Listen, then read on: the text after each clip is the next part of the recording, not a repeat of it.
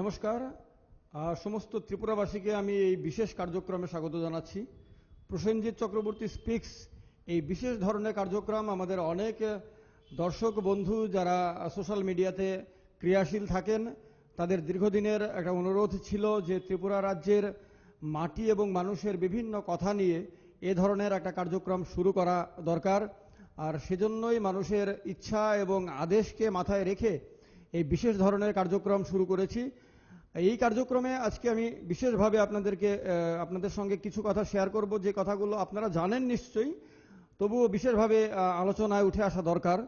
এবং আমার মনে হয়েছে যে যেহেতু এই রাজ্যে দীর্ঘদিন ধরে আপনারা আপনাদের ইচ্ছাকে দমন হতে দেখেছেন, আপনাদের যে অধিকারের হরণ হতে দেখেছেন, আপনাদের যে ভবিষ্যৎ সেটার হনন হতে দেখেছেন, অর্থাৎ সার্বিকভাবে আপনাদের ক্ষতি হতে দেখেছেন, কিন্তু কথা বলতে পারেননি, কারণ আপনাদের যে বাক স্বাধীনতা, আপনাদের যে চিন্তা করার স্বাধীনতা, আপনাদের যে নতুন কিছু ভাবার স্বাধীনতা এবং প্রকাশ করার স্বাধীনতা, সেই স্বাধীনতাটাকে কোনো না কোনোভাবে একটা অদৃশ্য শক্তি দাবিয়ে রেখেছে দীর্ঘদিন ধরে। আর এই দাবিয়ে রাখার প্রক্রিয়া শুরু হয়েছিল আজকে থেকে বহু বছর আগে, প্রায় 40 বছর আগে, 1977 সালে। 1977 সালে ত্রিপুরা রাজ্যের বিধানসভা নির্বাচনে আমরা সবাই জানি ত্রিপুরা রাজ্যে প্রথমবারের মতন কমিউনিস্ট পার্টির নেতৃত্বাধীন বামফ্রন্ট শাসন ক্ষমতায় আসে। 1977 সালের পর থেকে 1988 সাল পর্যন্ত এক নাগারে শাসন ক্ষমতা ভোগ করার পর 1988 থেকে 1993 সাল পর্যন্ত কমিউনিস্ট পার্টি এবং বামফ্রন্ট শাসন ক্ষমতার বাইরে থাকে। এই 5 বছরের সময়কালটা আমাদের রাজ্যে কংগ্রেস এবং টিইউজেসের নেতৃত্বাধীন যে জোট, সেই জোট শাসন ক্ষমতা ভোগ করে এবং শাসন ক্ষমতায় থাকে। কমিউনিস্ট পার্টির সদস্যরা, নেতারা এই জোট রাজত্বকে অন্ধকারের রাজত্ব বলে অভিহিত করেন। এ সম্বন্ধে আমি কোনো বিতর্কে যাচ্ছি না, কোনো বিশেষ কোনো আলোচনায় যাচ্ছি না। তবে এটা বলবো যে জোট রাজত্বের আগের যে বামপন্থী 10 বছর, অর্থাৎ 1977 থেকে 83 থেকে 88, এই যে 10 বছর, এবং 1993 সাল থেকে 2000, এখন তো 2017 চলছে, এই সময়কাল অর্থাৎ সব মিলিয়ে যদি আমরা ধরি তাহলে দেখব যে 34 বছর, দুটো ধাপে কমিউনিস্ট পার্টি 34 বছর এ রাজ্যে শাসন ক্ষমতায় আছে।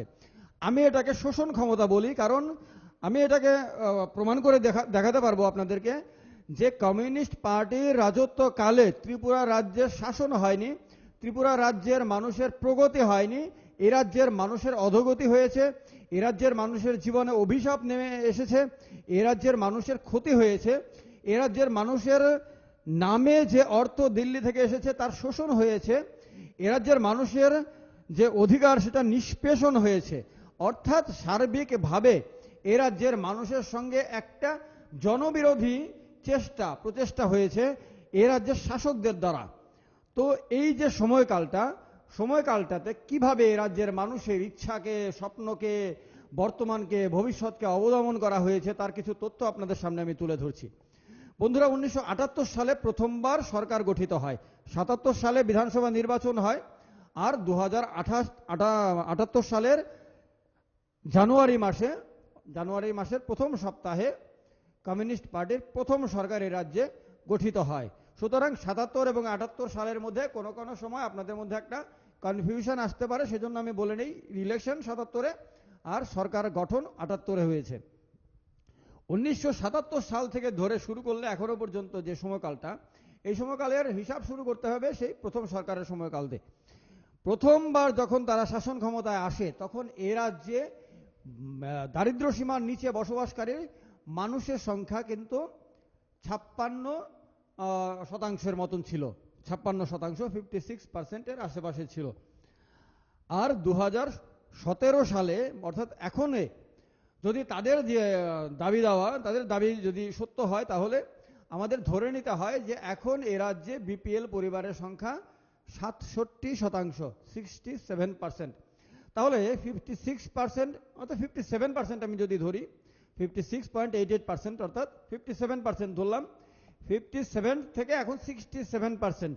মনে রাখতে হবে গরিব মানুষের সংখ্যা কমার কথা ছিল, সেটা 10% বেড়েছে।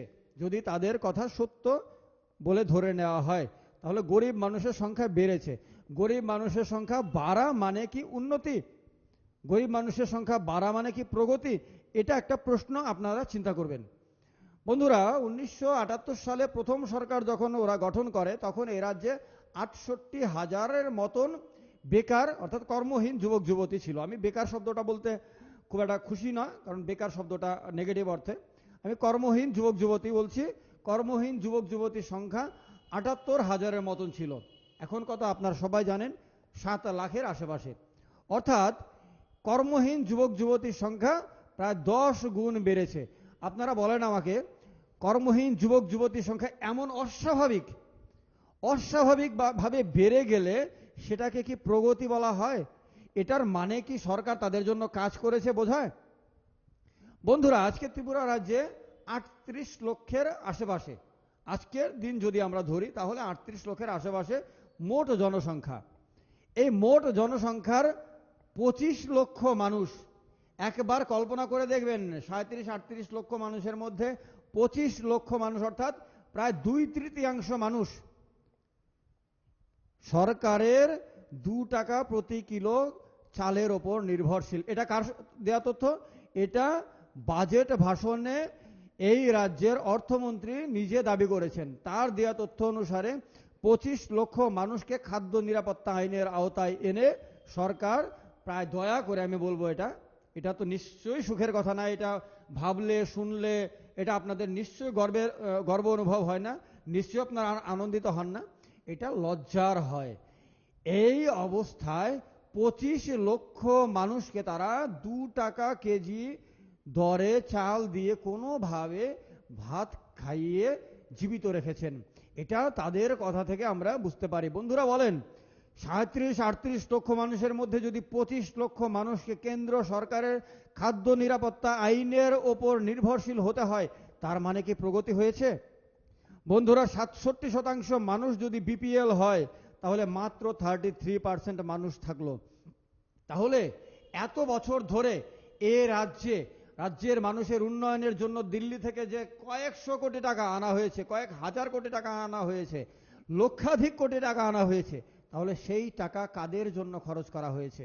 সেই টাকার সুবিধাটা কারা পেয়েছে? এই টাকার সুবিধা যদি 67% বিপিএল মানুষ পেত, তাহলে কি এ রাজ্যে একটা পরিবারও বিপিএল থাকতো? একজন যুবক যুবতীও কি বেকার অর্থাৎ কর্মহীন থাকতেন? বন্ধুরা, এই প্রশ্নের উত্তর আপনাদেরকে খুঁজতে হবে।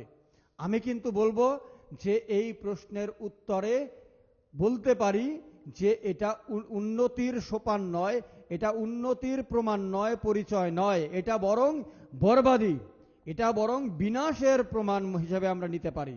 বন্ধুরা, আমি 1978 সালের সরকার থেকে 1998 সালের সরকার পর্যন্ত সময়কালের বাজেটের হিসাবটা আমি বাদ দিয়ে দিলাম। তবে একটা কথা আপনাদেরকে বলে দিই যে 1978 সালে ওরা সরকার গঠন করার আগে আমাদের রাজ্যের বার্ষিক বাজেট 50 কোটি টাকার কম ছিল। 50 কোটি টাকার কম, মনে রাখবেন, মিলিয়ে নেবেন। আর আমাদের যে সর্বশেষ বাজেট হয়েছে, যেটা 2017-18 সালের জন্য আমাদের বর্তমান অর্থমন্ত্রী ভানুলাল সাহা বিধানসভায় উত্থাপন করেছেন, পাশ হয়েছে, সেই বাজেটের পরিমাণ একবার মনে রাখবেন 15,900 কোটি টাকার মতন। 15,900 কোটি টাকা। আর 78 সালের আগে বাজেট ছিল 50 কোটি টাকার কম। তো মিলিয়ে নেবেন, তাহলে ওদের রাজত্বকালে বাজেট কত